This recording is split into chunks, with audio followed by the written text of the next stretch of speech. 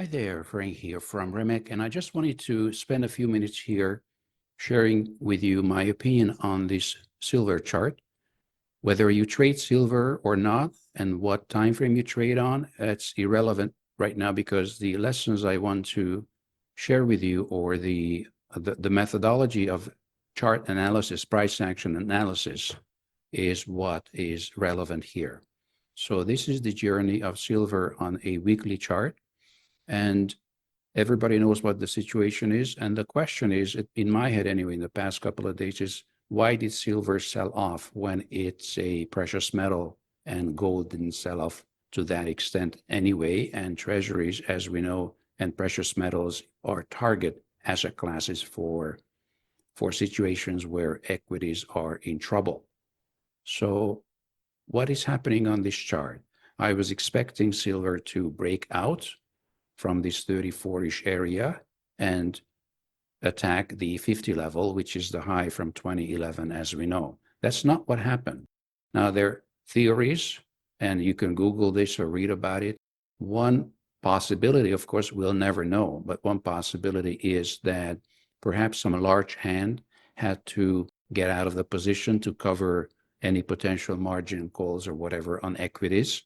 So who knows what happened, but what is on the chart is that there was a big sell-off. Some people, some big hands got out of silver, and seemingly, or at first sight anyway, without much reason, because traditionally silver is a good target for capital preservation or value preservation when there's trouble in equities, the stock indexes. Okay, so we will never know what happened here, but we can see, so the task and what we should consider is what is likely to happen from here. Do keep an eye on gold. What gold does will, of course, give us clues as to what might be coming up on silver. Also know that silver is underpriced compared to gold in historical terms. It doesn't mean anything necessarily for the future, but it's just a piece of the puzzle that we should keep in mind. So, and what we see on the chart, some important moments here on a weekly time frame from the past. So the COVID sell-off, that was the low, $16 for silver. And then what you see, this dramatic increase in volume coming out from this low, which I just call euphoria, which led to this high 34, which was then retested, followed by a collapse. And this is a classic failure test. It works on any time frame, but I'm just using this to convey some wisdoms as to how to think about charts. So this is a failure test, which has proved to be a failure test as shown by price action, which followed this event. Failure test is a price rejection followed by a dramatic or strong momentum move in the other direction, which means also that long positions had to capitulate from here because price collapsed. All right, so then we retested this kind of average price kind of area here, which we spent some time here several times. You see, pretty long, several occasions we spent around this 22-ish level, which was retested. But what the next thing I want to show here to you is, first of all, this potential failure test, which happened today, actually today. So the point is that it's easy for me to talk about a failure test, which was in 2021, and the chart shows that it was a failure test. Of course, this is not tradable. It was 4 years ago. And when it happens on that day or the next day, you can never be sure until it is followed by strong price action. So we cannot make money, of course, or profit without taking risks. Also, note that the triple R indicator on a daily time frame shows us a level which is a dramatic -6, -5 sigma. And the only occasion where we had this was the COVID drop. So this, momentum-wise, is very similar, volatility-wise, I should say, very similar in normalized terms, you see, to the COVID situation when silver was 16. And this is the unique insight I want to share with you in this video, that nobody would know how to compare this, and 99% of traders would not compare this situation to the COVID drop in April 2020. Was it 20? Yes. But since we have the triple R indicator, we know that these are actually very similar events in terms of volatility, normalized volatility for that matter. So what does that mean? Well, one thing it could mean is that the next move may be a dramatic buying spree, a very emotional, euphoric buying spree, as longs or bulls on silver will reestablish positions on this market. That could lead to a quick retest of the 34, and depending on what comes, how strong the momentum or the general attitude towards this market is, it could just produce a little consolidation here and then a breakout. That's one scenario. Of course, if we do break down below this, then please note that what I'm saying now was wrong. All right? So a failure test, a characteristic of a failure test is, please note, that price does not come back to that level. Okay? So when you see this, price never came back here from this move. Also, please note that when I say never, it doesn't mean forever. Of course, price did come back 4 years later to this level. Of course it did. But what I'm saying is that a pattern has a lifespan. And probably this failure test, the lifespan is about 20, 30, 40 candles, and then life goes on. So a pattern, the effect of any pattern doesn't last forever. Okay, so this is a different situation. But the point is that if this is actually proves to be a failure test, and remember, this is April 7, and this I'm recording this at 2:30 p.m. This low was at after midnight, sometime during the night, tonight. So what I'm saying is forward-looking projection towards the future. I could be totally wrong, but if I'm right, there's lots of potential gains to be had here. And this is the only way we can do it. We can't trade in hindsight. All right? So what I'm saying here, if this price does not come back here, doesn't violate this level, then this is most likely becoming a failure test. The bulls are watching closely, including me, of course, and perhaps some of you, anybody who wants to go long potentially on silver, is watching closely as to what price does.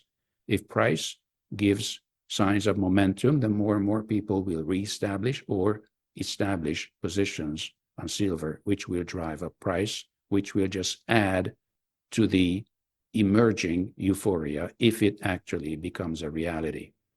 All right, so I think I said it all, what I wanted to say, just in a few minutes, but consider this, do your own analysis.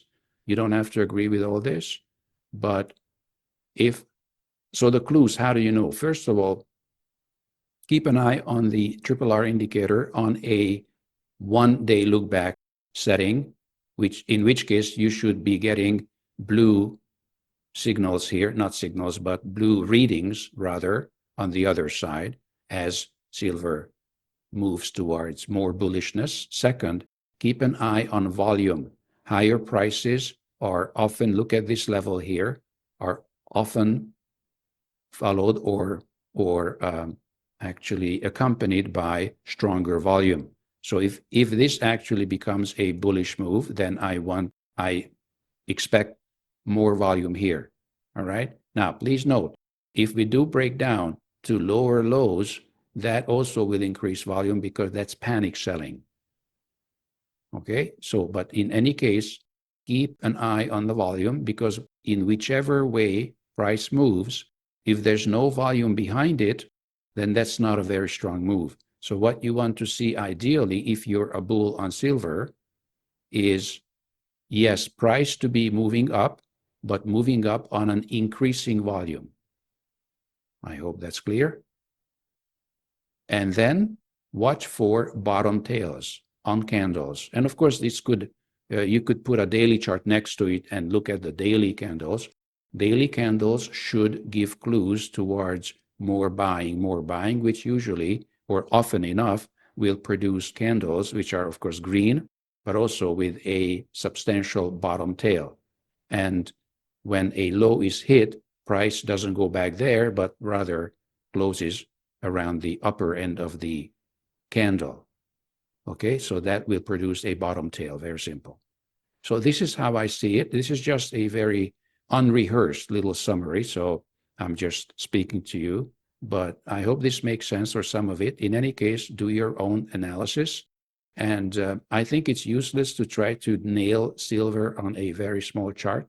This calls for a larger chart. And before we go into account size and stuff, silver can be traded on an ETF as well. So even on an ETF, it can be a very rewarding experience if this actually hits 50 sometime soon.